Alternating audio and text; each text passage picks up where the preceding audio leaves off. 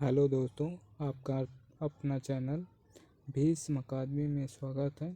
दोस्तों, ये भाषा विज्ञान यानी कि व्याकरण का दूसरा भाग लेकर आए हैं आज हम। और दोस्तों, ये सभी प्रश्न यूथ कंपटीशन बुक में संकलित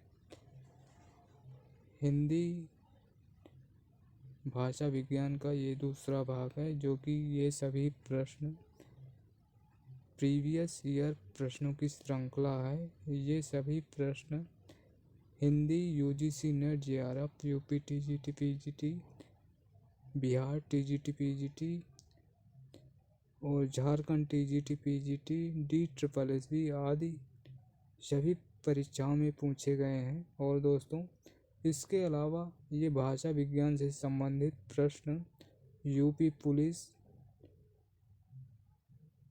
एसआई आदि सभी परीक्षाओं में पूछे जाते हैं।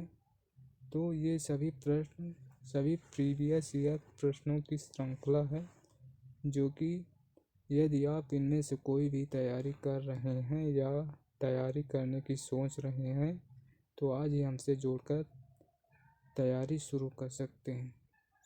और दोस्तों, हम आपसे रिक्वेस्ट करेंगे कि यदि सेशन अच्छा लगे तो लाइक और शेयर ज़रूर करें, और चैनल पर नए हैं तो सब्सक्राइब कर लें, जिससे आने वाले सेशन का नोटिफिकेशन सबसे पहले आपको मिल सके। और यदि हमारे सभी वीडियो देखना चाहते हैं तो इसी सेशन के लास्ट में आपको प्लेलिस्ट का लिंक दिखाई देगा, उसमें क्लिक करके हमारे सभी वीडियो देख सकते हैं। तो चलिए देर न करते हुए भाषा विज्ञान यानी कि व्याकरण भाग 2 का शुरुआत करते हैं। तो चलिए शुरू करते हैं। प्रश्न है, भाषा रिक्त स्थान पर आधारित है। तो भाषा वाक्य पर आधारित है, विकल्प सी सही है। चलिए इसकी व्याख्या देखते हैं। भाषा वाक्य पर आधारित है और वाक्य भाषा के मुख्यतः 4 तत्व होते हैं, जिनमें ध्वनि नंबर 1, नंबर 2 शब्द, तीसरा है वाक्य, चौथा है अर्थ। इन 4 तत्वों को ही भाषा विज्ञान का 4 अंग माना जाता है और उच्चारण की दृष्टि से भाषा की लघुत्तम इकाई ध्वनि है।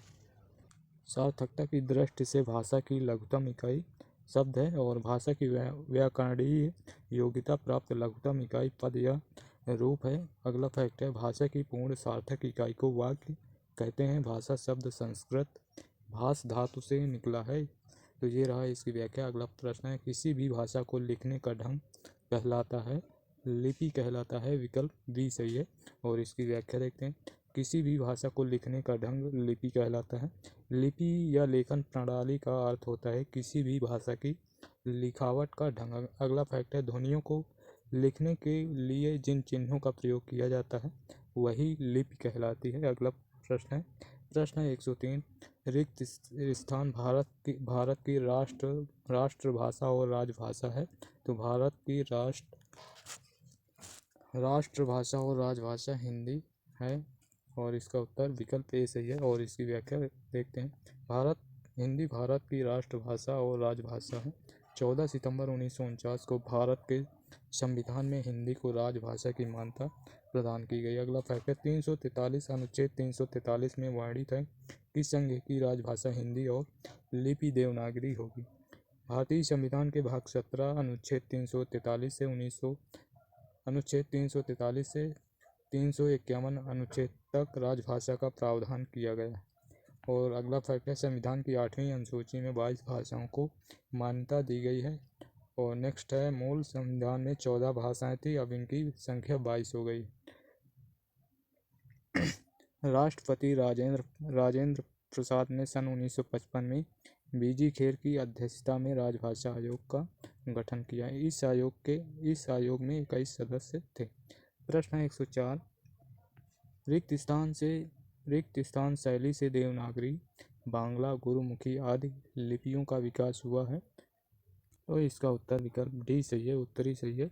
और इसकी व्याख्या देखते हैं। उत्तरी शैली से देवनागरी, बांग्ला, गुरुमुखी आदि लिपियों का विकास हुआ। अगला फैक्ट है, ब्राह्मी की उत्तरी शैली से 4वीं से 5वीं सदी में गुप्त लिपि तथा गुप्त लिपि से 6वीं सदी में कुटिल लिपि विकसित हुई। अगला फैक्ट है, कुटिल लिपि से 9वीं सदी के लगभग नागरी के प्राचीन रूप का विकास हुआ जिसे प्राचीन नागरी कहते हैं। प्रश्न 105 रिक्त स्थान पानी की धारा है जो कठिनाई से नीचे सरलता की ओर जाती है, तो वह है भाषा। विकल्प बी सही है। और इसकी व्याख्या देखते हैं।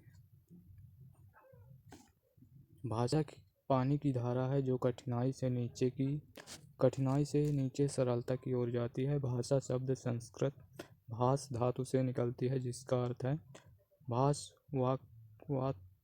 वाक्तयाम वाची अर्थात व्यक्त वाणी। भाषा उसे कहते हैं जो व्यक्त वाणी के रूप में अभिव्यक्त की जाती है। तो चलिए अगला प्रश्न देखते हैं।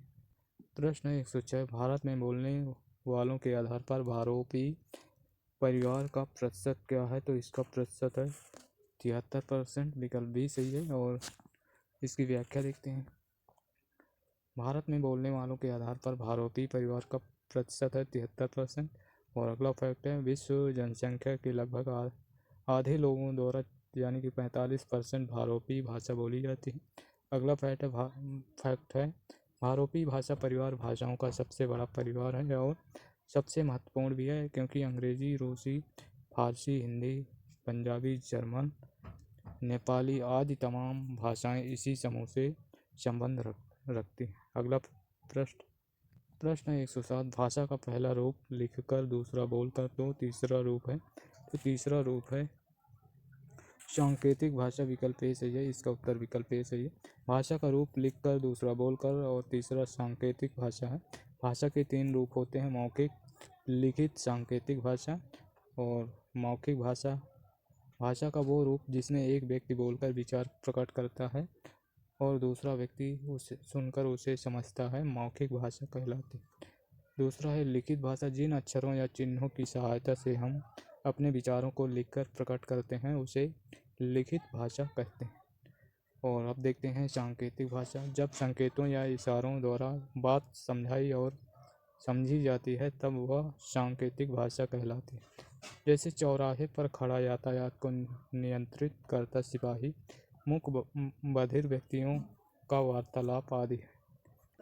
प्रश्न है 108 लिपि किसे कहते हैं, तो लिखित ध्वनि संकेतों को लिपि कहते हैं। इसका उत्तर भी सही है। और इसकी व्याख्या किसी भी भाषा को लिखने के लिए जिन ध्वनि चिन्हों प्रतीकों का प्रयोग किया जाता है उसे लिपि कहते हैं। जैसे हिंदी भाषा की लिपि देवनागरी है। अगला प्रश्न है 109 राजभाषा आयोग की सिफारिशों पर विचार करने के लिए संसदीय समिति का गठन किस अनुच्छेद के अंतर्गत किया गया है, तो यह उत्तर इसका उत्तर है 344। विकल्प बी सही है। और इसकी व्याख्या देखते हैं। राजभाषा आयोग की सिफारिशों पर विचार करने के लिए संसदीय समिति का गठन अनुच्छेद 344 के अंतर्गत किया गया, जबकि अनुच्छेद 343 के अंतर्गत संघ की राजभाषा एवं अनुच्छेद 345 के अंतर्गत राज्यों की राजभाषा या राजभाषाएं तथा अनुच्छेद 351 के अंतर्गत हिंदी भाषा के विकास के लिए निर्देश हैं। प्रश्न 110 नागरी लिपि का विकास किस लिपि से हुआ, तो इसका उत्तर ब्राह्मी लिपि से नागरी लिपि का विकास हुआ। नागरी लिपि का विकास ब्राह्मी लिपि से हुआ। ब्राह्मी लिपि भारत की प्राचीनतम लिपियों में से एक है और इसके प्रयोग के प्राचीन उदाहरण अशोक के अभिलेखों के रूप में उपलब्ध है। यह बाएं से दाएं लिखी जाती है। अगला प्रश्न 111 प्राचीन नागरी का दक्षिण भारत में क्या नाम है, तो प्राचीन नागरी का दक्षिण भारत में नाम है नांदे नागरी। विकल्प सी सही है। और चलिए अगला प्रश्न देखते हैं।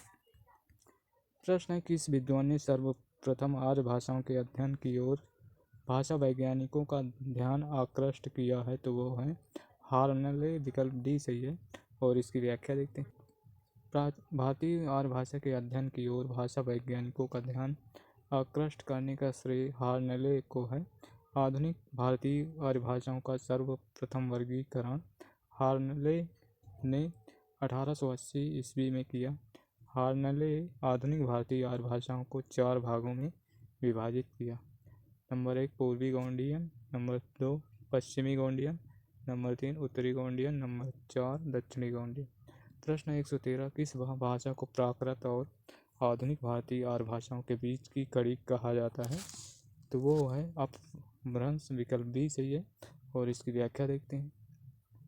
अपभ्रंश को प्राकृत और आधुनिक भारतीय आर्य भाषाओं के बीच की कड़ी कहा जाता है। भाषा के अर्थ में इसका प्रयोग छठी सदी से होने लगा था। अपभ्रंश मध्यकालीन आर्य भाषा की तीसरी अवस्था है। मैथिली बोली का विकास बिहारी हिंदी से हुआ। प्रश्न 114 बघेली बोली को अवधी की दक्षिणी शाखा किसने कहा? तो हरदेव बाहरी ने अवधी की बघेली बोली को अवधी की दक्षिणी शाखा हरदेव बाहरी ने कहा है। हरदेव बाहरी ने बघेली बोली को अवधी की दक्षिणी शाखा कहा है। बाबूराम सक्सेना बघेली को अवधी की ही एक उप बोली मानते हैं। अवधी बघेली तथा छत्तीसगढ़ी बोली पूर्वी हिंदी के अंतर्गत आती है। बघेली बोली की प्रमुख विशेषताएं हैं। अवधी का व बघेली में बा बोला जाता है। विशेषणों में हा प्रत्यय का प्रयोग अधिक होता है।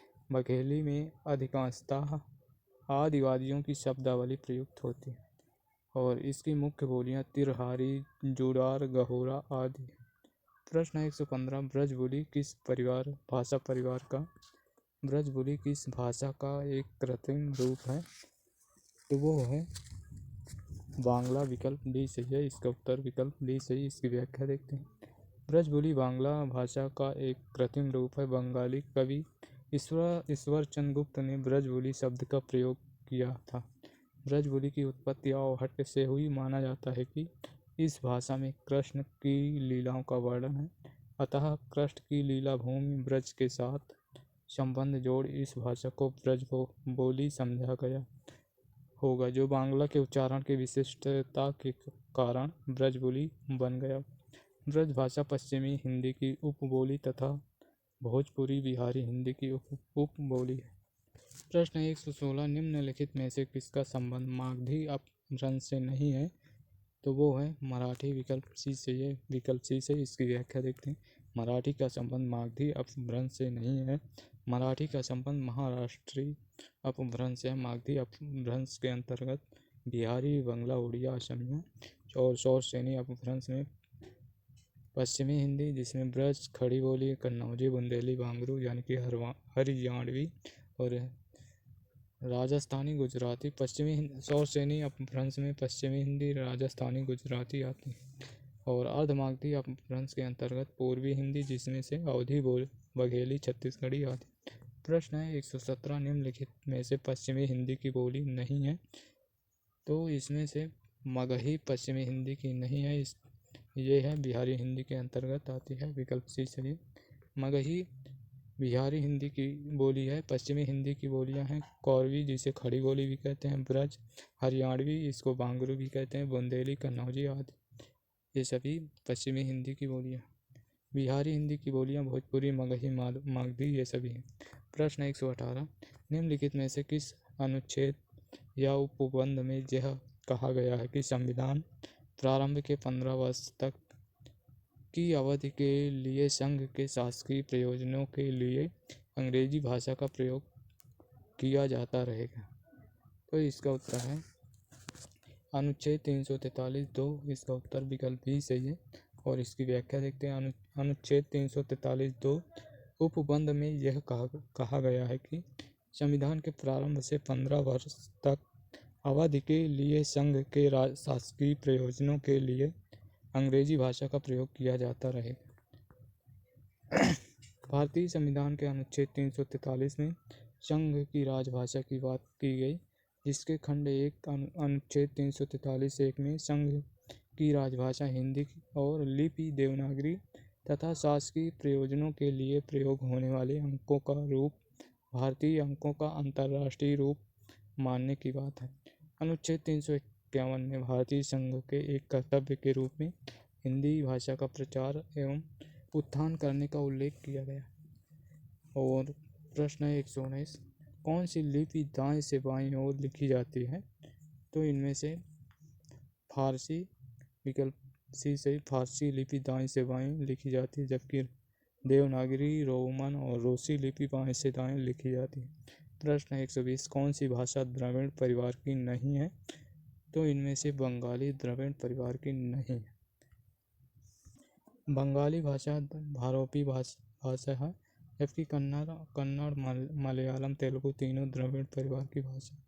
प्रश्न 121, भारत की संपर्क भाषा है? तो भारत की संपर्क भाषा हिंदी है, विकल्प बी सही है। और ये हिंदी संपर्क भाषा है, जबकि विश्व की संपर्क भाषा अंग्रेजी है। अलग अलग मातृभाषा भाषी क्षेत्रों के मध्य संपर्क साधने वाली भाषा संपर्क भाषा कहलाती है। प्रश्न 122, कौन सी भाषा रोमन लिपि से नहीं लिखी जाती है? तो इनमें से है, तो वो है चीनी भाषा, विकल्प सी सही है। चीनी भाषा रोमन लिपि में नहीं लिखी जाती, बल्कि चीनी भाषा मंदारिन की लिपि चित्रात्मक लिपि है, जबकि जर्मन, अंग्रेजी तथा फ्रांसीसी तीनों रोमन लिपि में लिखी जाती। प्रश्न 123, हिंदी की लिपि कहलाती है? तो ये देवनागरी लिपि कहलाती है। हिंदी की लिपि देवनागरी लिपि कहलाती है। इस लिपि में हिंदी, संस्कृत, मराठी और नेपाली भाषाएं लिखी जाती हैं, और देवनागरी लिपि सर्वाधिक वैज्ञानिक लिपि है। इस भाषा का विकास ब्राह्मी लिपि से हुआ। अंग्रेजी भाषा की लिपि रोमन तथा पंजाबी भाषा की लिपि गुरुमुखी है। प्रश्न 124, बघेली बोली का क्षेत्र है? तो बघेली बोली का क्षेत्र रीवा है, जो कि रीवा मध्य प्रदेश में है। बघेली बोली का क्षेत्र रीवा है। रीवा के अतिरिक्त जबलपुर, मंडला, मिर्ज़ापुर भी बघेली बोली के क्षेत्र हैं। बघेली बोली पूर्वी हिंदी के अंतर्गत आती है। पूर्वी हिंदी की 3 बोलियां हैं, अवधी, बघेली, छत्तीसगढ़ी आदि। प्रश्न 125, बघेली बोली का संबंध हिंदी की बोलियों के किस वर्ग से है? तो ये है पूर्वी हिंदी, विकल्प बी सही है। और इसकी व्याख्या देखते हैं। बघेली बोली का संबंध पूर्वी हिंदी से है। पूर्वी हिंदी से अवधी, बघेली, छत्तीसगढ़ी बोलियों का विकास हुआ, जबकि पहाड़ी हिंदी से गढ़वाली, कुमाऊनी तथा नेपाली का विकास हुआ। पश्चिमी हिंदी से खड़ी बोली, कन्नौजी, ब्रजभाषा, हरियाणवी, कन्नौजी, बुंदेली ये सभी आती हैं। प्रश्न 126, वैज्ञानिक तथा तकनीकी साहित्य के प्रणयन हेतु आवश्यक शब्दावली और साहित्य सामग्री निर्माण के लिए भारत सरकार ने 1961 में किस आयोग की स्थापना की? 1961 में वैज्ञानिक और तकनीकी शब्दावली आयोग की स्थापना की। इसका उत्तर विकल्प ए सही है। और इसकी व्याख्या देखते हैं। वैज्ञानिक तथा तकनीकी साहित्य के प्रणयन हेतु आवश्यक शब्दावली और साहित्य सामग्री निर्माण के लिए भारत सरकार ने 1961 ईस्वी में वैज्ञानिक और तकनीकी शब्दावली आयोग की स्थापना की। प्रश्न 127, हिंदी प्रदेश के पश्चिमी भाग में स्थित बोलियों के सामूहिक नाम को क्या कहते हैं? तो इसका उत्तर है पश्चिमी हिंदी कहते हैं, विकल्प बी सही है। और व्याख्या देखते हैं इसकी।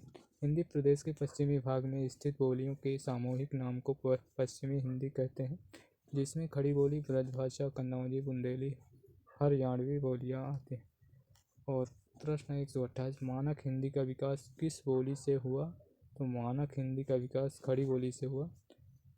खड़ी बोली हिंदी से हुआ, विकल्प सी सही है। और इसकी व्याख्या देखते हैं।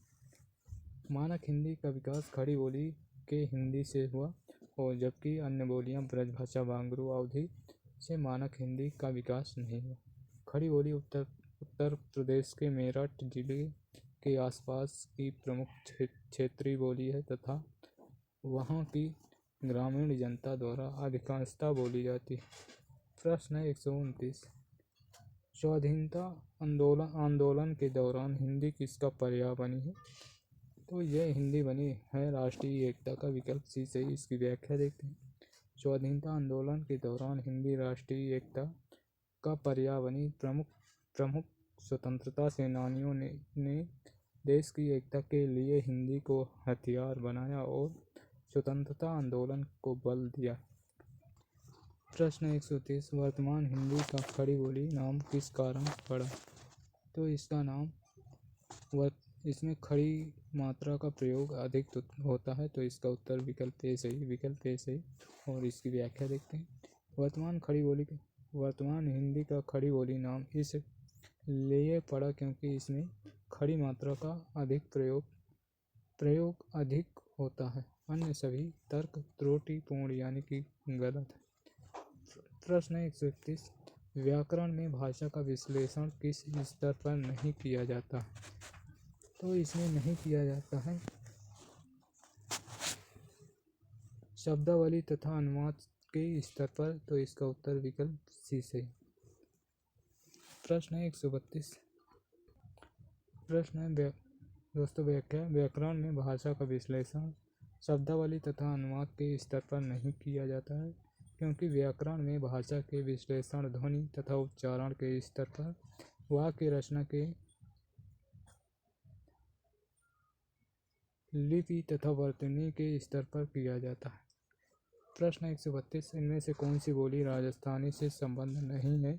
तो इनमें से है मगही, विकल्प डी सही है, विकल्प डी सही। और इसकी व्याख्या देखते हैं। मगही बोली का संबंध बिहारी उपभाषा से है। बिहारी हिंदी का विकास मागधी अपभ्रंश से हुआ। इसके अंतर्गत 3 बोलियां आती हैं, मगही, भोजपुरी, मैथिली। राजस्थानी उपभाषा का विकास सौरसेनी अपभ्रंश से हुआ। इसके अंतर्गत 4 बोलियां आती हैं, जयपुरी, मारवाड़ी, मेवाती, मालवी, ये सभी हैं। प्रश्न 133, बिहारी हिंदी, बिहारी, बांग्ला, उड़िया, असमिया का जन्म अपभ्रंश के किस रूप से हुआ? तो ये है मागधी, विकल्प ए सही है, विकल्प ए सही है। अपभ्रंश तथा उनसे विकसित उपभाषाएं, अपभ्रंश उपभाषाएं मागधी, बिहारी, बांग्ला, उड़िया, असमिया, सौरसेनी पश्चिमी हिंदी, राजस्थानी, गुजराती, पैसाची, पंजाबी, लहंदा, ये सभी आते हैं। अर्धमागधी के अंतर्गत पूर्वी हिंदी, जिनमें से बघेली, अवधी, छत्तीसगढ़ी पूर्वी हिंदी के अंतर्गत आते हैं। प्रश्न है 134, निम्नलिखित में से भाषा के संदर्भ में अपभ्रंश शब्द का प्रयोग कब से प्रारंभ हुआ? अपभ्रंश शब्द का प्रयोग 6ठी शताब्दी से हुआ, विकल्प डी सही। और इसकी व्याख्या देखते हैं। भाषा के संदर्भ में अपभ्रंश शब्द का प्रयोग 6ठी शताब्दी से प्रारंभ हुआ। अपभ्रंश शब्द का सर्वप्रथम प्रामाणिक प्रयोग पतंजलि के महाभाष्य में मिलता है। भाषा विकास क्रम में संस्कृत, पाली, प्राकृत के बाद अपभ्रंश का स्थान है। इसी अपभ्रंश से हिंदी भाषा का विकास हुआ। अपभ्रंश भाषा का काल 500 ईस्वी से 1000 ईस्वी तक माना गया।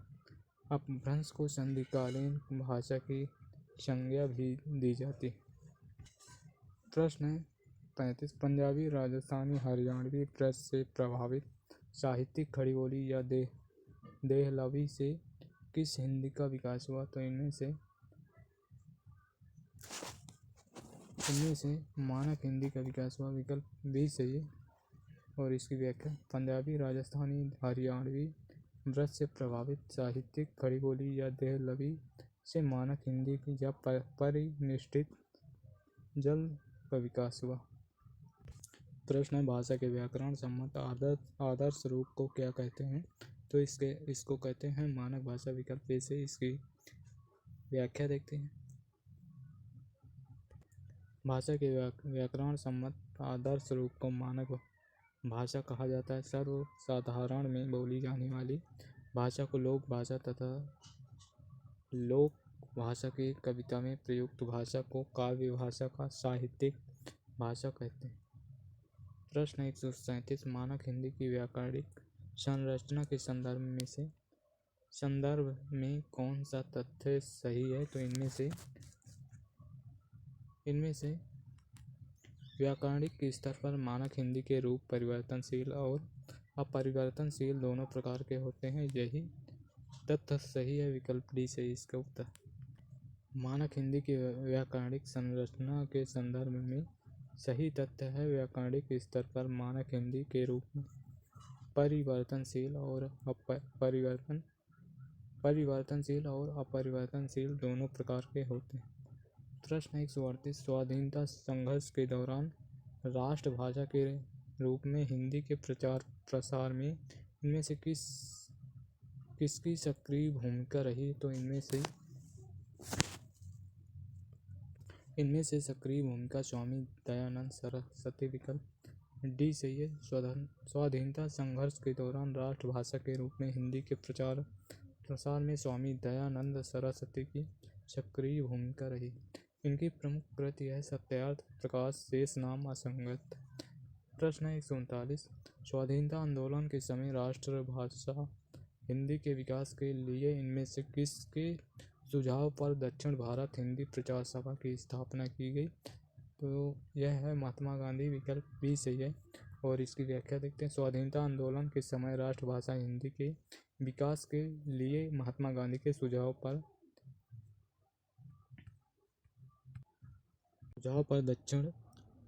दक्षिण भारत हिंदी प्रचार सभा की स्थापना की गई। इसकी स्थापना मद्रास अब चेन्नई में की गई। प्रश्न 140 राजभाषा से अभिप्राय है। तो राजभाषा से अभिप्राय सरकारी कार्यालयों की भाषा राजभाषा कहलाती है। राजभाषा से अभिप्राय है सरकारी कार्यालयों की भाषा। भारतीय संविधान द्वारा राजभाषा का गौरव हिंदी भाषा को प्राप्त है। हिंदी को 14 सितंबर 1949 में राजभाषा घोषित किया गया। अनुच्छेद 343(1) में यह घोषणा की गई है कि भारत की राजभाषा हिंदी व इसकी लिपि देवनागरी। प्रश्न 141 भारतीय संविधान के किस अनुच्छेद के अनुसार उच्चतम न्यायालय तथा उच्च न्यायालय में कार्रवाई अंग्रेजी भाषा में होगी? तो इसका उत्तर है वो है 348, विकल्प डी सही है। और चलिए व्याख्या देखते हैं इसकी। अनुच्छेद 343 संघ की राजभाषा हिंदी तथा लिपि देवनागरी होगी। अनुच्छेद 344 राष्ट्रपति द्वारा राजभाषा आयोग का गठन का प्रावधान है। प्रश्न 142 निम्नलिखित बोलियों को उनके क्षेत्र के साथ सम्मिलित कीजिए। तो चलिए देखते हैं।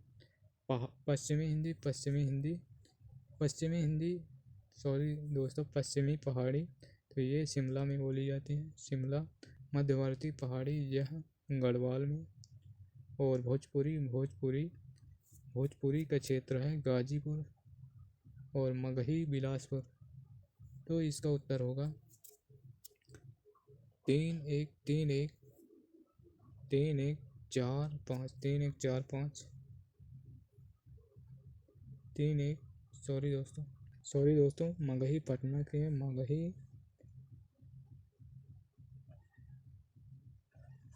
मगही पटना। तो इस प्रकार इसका उत्तर होगा 3-1-4-2 यानी कि विकल्प ए सही है। इसका उत्तर विकल्प ए सही। पश्चिमी पहाड़ी शिमला और मध्यवर्ती पहाड़ी गढ़वाल, भोजपुरी गाजीपुर, मगही पटना।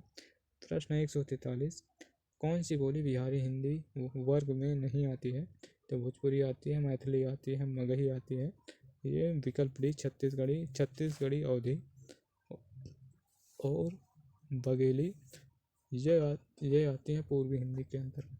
छत्तीसगढ़ी बोली बिहारी के अंतर्गत नहीं आती, ये पूर्वी हिंदी के अंतर्गत आती हैं। पूर्वी हिंदी के अंतर्गत 3 बोलियां हैं, अवधी, बघेली, छत्तीसगढ़ी, जबकि भोजपुरी, मगही, मैथिली बिहारी हिंदी के अंतर्गत आती हैं। प्रश्न 144 हिंदी पर सामासिक संस्कृत के वहन का दायित्व संविधान के किस अनुच्छेद में है? तो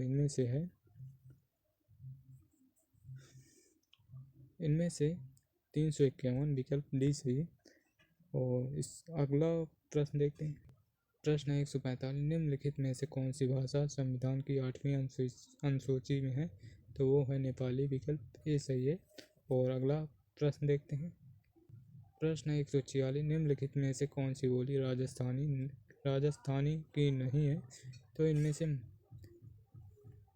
इनमें से मलयाली नहीं, विकल्प बी सही है।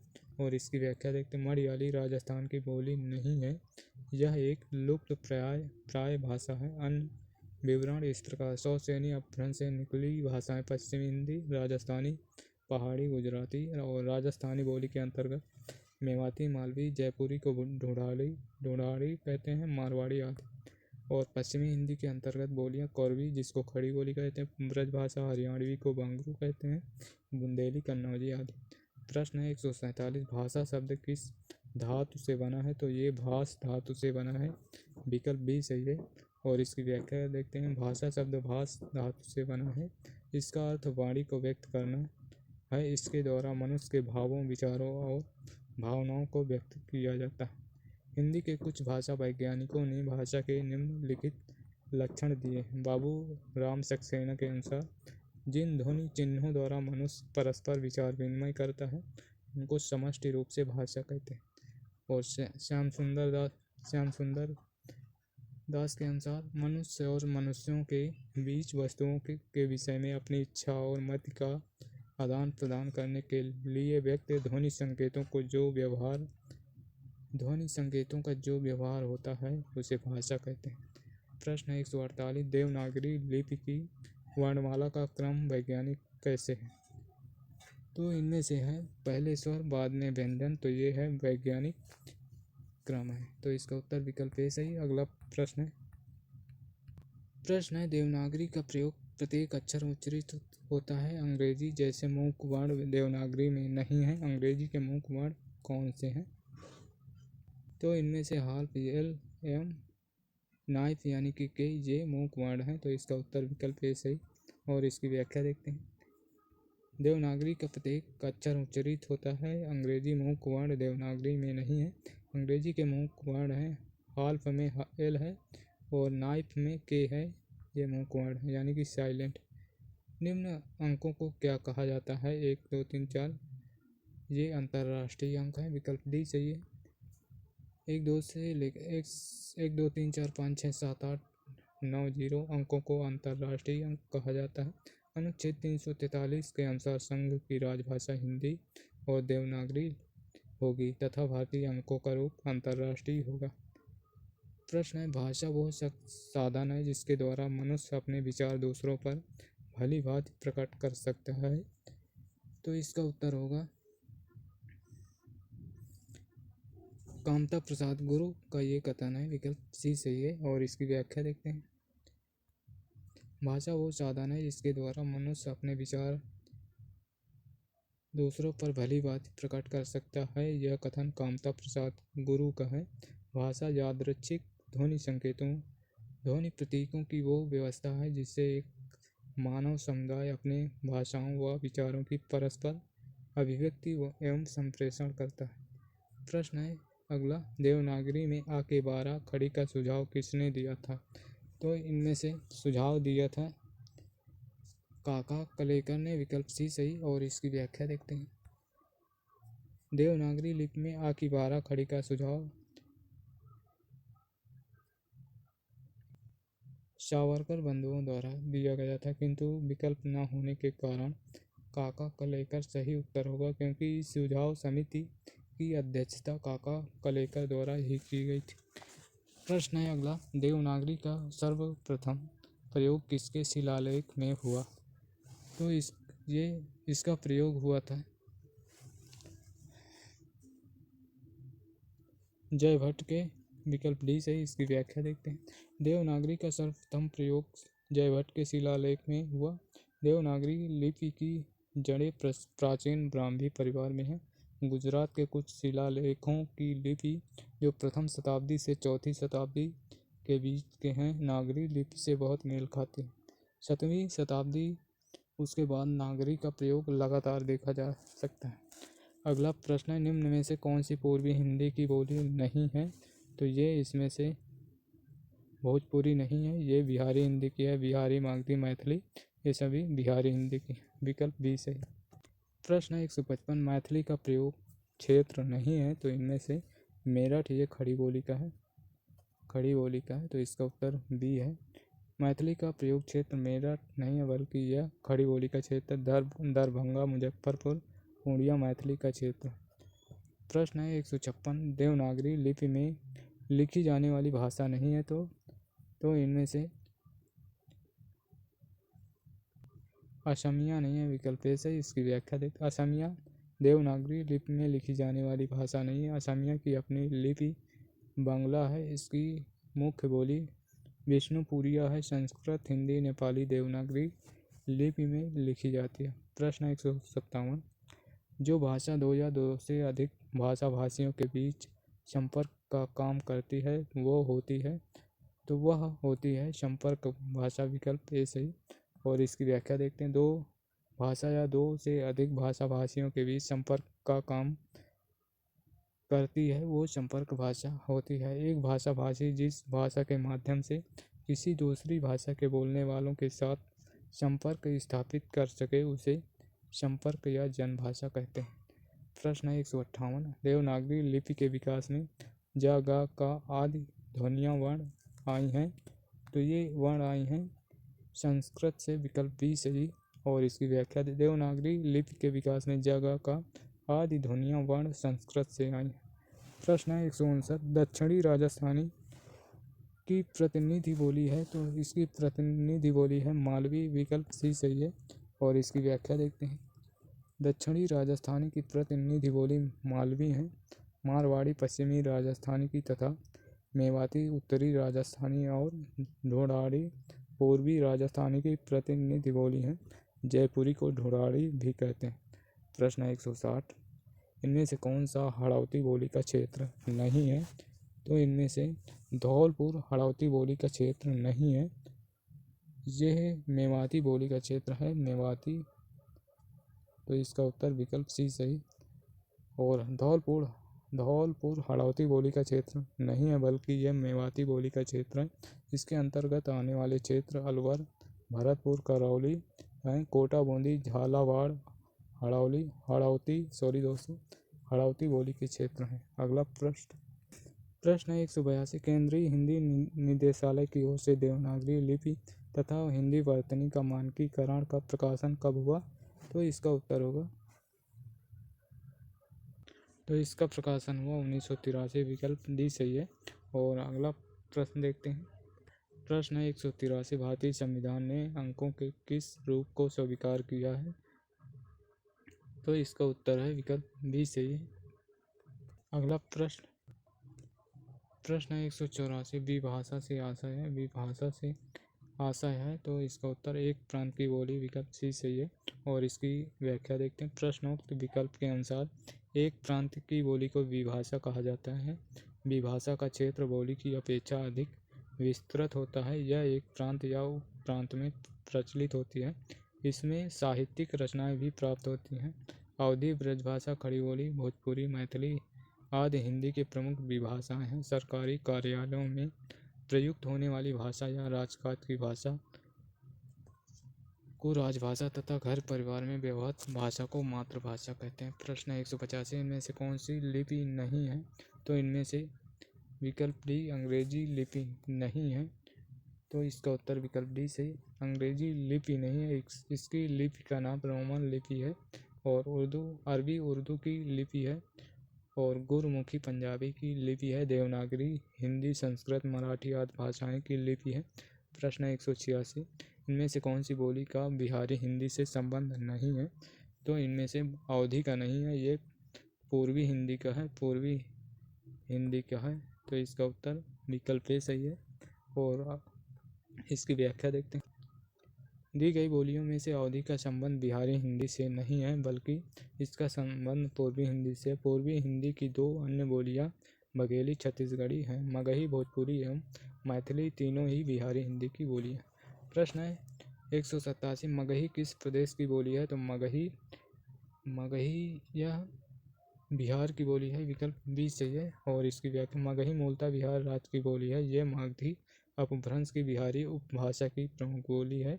और बिहार राज्य में भोजपुरी मैथिली बोली भी बोली जाती है। राजस्थान में राजस्थानी पश्चिमी राजस्थानी, पूर्वी राजस्थानी, उत्तरी राजस्थानी, दक्षिणी राजस्थानी, छत्तीसगढ़ में छत्तीसगढ़ी तथा मध्य प्रदेश में बघेली, मालवी इत्यादि बोलियां प्रचलन में है। प्रश्न 188 सिंधी भाषा का विकास अपभ्रंश की किस बोली से माना गया है।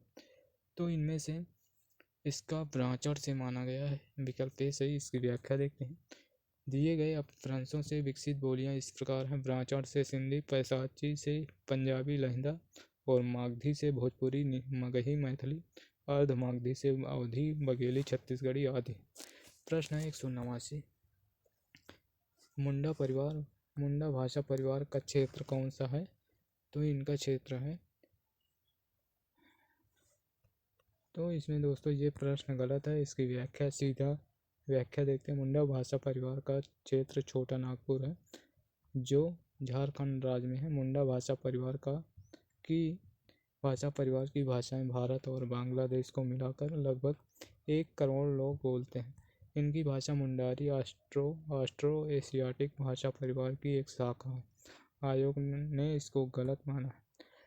प्रश्न 190, आगरा किस बोली का क्षेत्र है? तो आगरा यह ब्रज भाषा का क्षेत्र है। विकल्प सी से इसकी व्याख्या देखते हैं। आगरा ब्रज भाषा का क्षेत्र है। शेष विवरण इस प्रकार है। ब्रज भाषा का मथुरा, आगरा, अलीगढ़, बरेली, बदायूं, एटा, मैनपुरी, भरतपुर ब्रज भाषा के क्षेत्र हैं। अवधि के क्षेत्र अयोध्या, लखीमपुर खीरी, बहराइच, गोंडा, बाराबंकी, लखनऊ, सीतापुर, उन्नाव, फैजाबाद, सुल्तानपुर, रायबरेली, प्रतापगढ़, जौनपुर ये सभी हैं। प्रयागराज आदि। खड़ी बोली बिजनौर, रामपुर, मुरादाबाद, मेरठ, मुजफ्फरपुर, सहारनपुर, दिल्ली, गाजियाबाद ये खड़ी बोली के अंतर्गत आते हैं।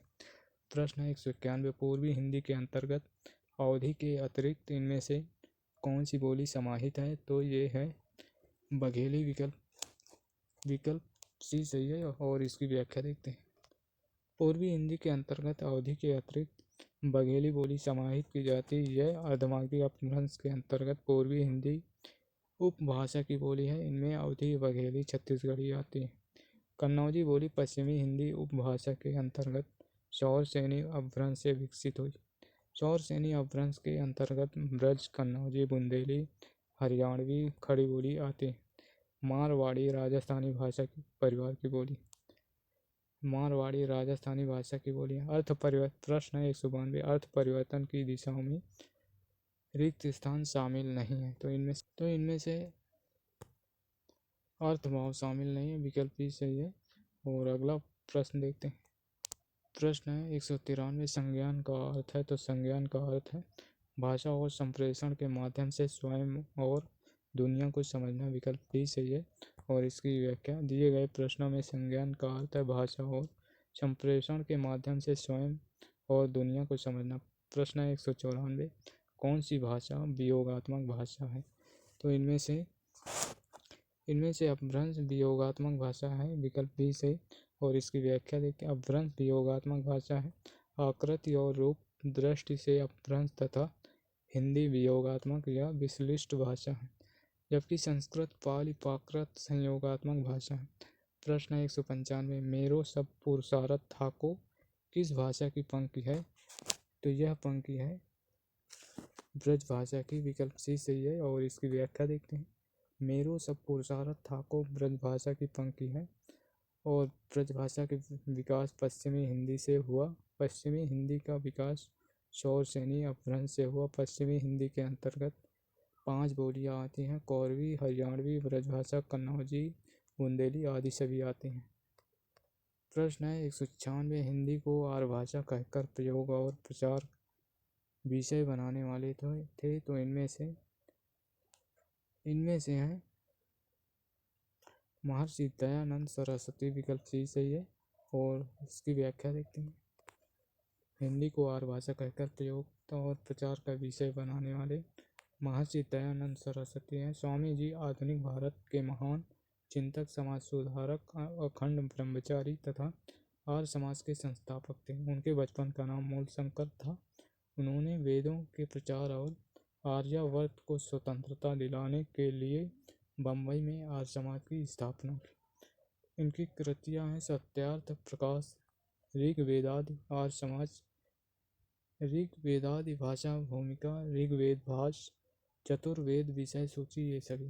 प्रश्न 197, स्थापना ये देवनागरी लिपि में जैसा बोला जाता है वैसा ही लिखा जाता है। तर्क, क्योंकि इसमें प्रत्येक उच्चारित वर्ण ध्वनि के लिए निश्चित लिपि चिन्ह है और कोई भी वर्ण अनुच्चरित साइलेंट नहीं है। तो ए और आर दोनों सही है। इसका उत्तर विकल्प बी सही है। देवनागरी लिपि में जैसा बोला जाता है वैसा लिखा जाता है, क्योंकि इसमें प्रत्येक उच्चारित वर्ण ध्वनि के लिए निश्चित चिन्ह है और कोई भी वर्ण अनुच्चरित साइलेंट नहीं है, अर्थात स्थापना ए और तर्क आर दोनों सही है। प्रश्न 198, देवनागरी लिपि का विकास किस प्राचीन लिपि से हुआ? तो यह कुटिल लिपि से हुआ। विकल्प सी से इसकी व्याख्या देखते हैं। देवनागरी लिपि का विकास कुटिल लिपि से हुआ। खरोष्टी तो विदेशी लिपि थी जिसका प्रचार पश्चिमोत्तर प्रदेश में था और जो उर्दू लिपि की तरह दाएं से बाएं लिखी जाती थी। इसका विकास शामी अरमाइक लिपि से हुआ। रोमन लिपि अंग्रेजी भाषा की लिपि है। प्रश्न 199, जॉर्ज गियर्सन ने किस भाषा को अंतर्वेदी का नाम दिया है? तो जॉर्ज गियर्सन ने ब्रज भाषा को अंतर्वेदी का नाम दिया है। और जॉर्ज गियर्सन ने ब्रज भाषा को अंतर्वेदी का नाम दिया। गियर्सन ने लिंग्विस्टिक सर्वे ऑफ इंडिया नाम से एक पुस्तक प्रकाशित की जिसमें भारतीय भाषाओं का सर्वेक्षण करते हुए भाषाई आधार पर भारत को 3 भागों में बांटा गया। प्रश्न है 200, उर्दू और हिंदी और उर्दू के बीच की सरल भाषा कहलाती है? तो सरल भाषा कहलाती है हिंदुस्तानी। विकल्प ए सही है। और दोस्तों ये भाषा विज्ञान यानी कि व्याकरण के भाग 2 का ये लास्ट प्रश्न था जो कि आज हम यहीं से इस सेशन को समाप्त करेंगे। और आपसे रिक्वेस्ट करेंगे कि यदि सेशन अच्छा लगा हो तो लाइक और शेयर ज़रूर करें और यदि इसमें कोई कमी आपको समझ आए तो कमेंट करके ज़रूर बताएं। हम उसको उस समस्या को दूर करने की कोशिश ज़रूर करेंगे। और यदि आप चैनल पर नए हैं तो सब्सक्राइब कर लें जिससे आने वाले सेशन का नोटिफिकेशन सबसे पहले आपको मिल सके। और दोस्तों यदि हमारे सभी वीडियो देखना चाहते हैं तो अभी आपको प्लेलिस्ट का लिंक दिखाई देगा, उसमें क्लिक करके हमारे सभी वीडियो देख सकते हैं। तो धन्यवाद देखने के लिए। फिर मिलेंगे नेक्स्ट सेशन में। तब तक के लिए बाय। जय हिंद, वंदे मातरम।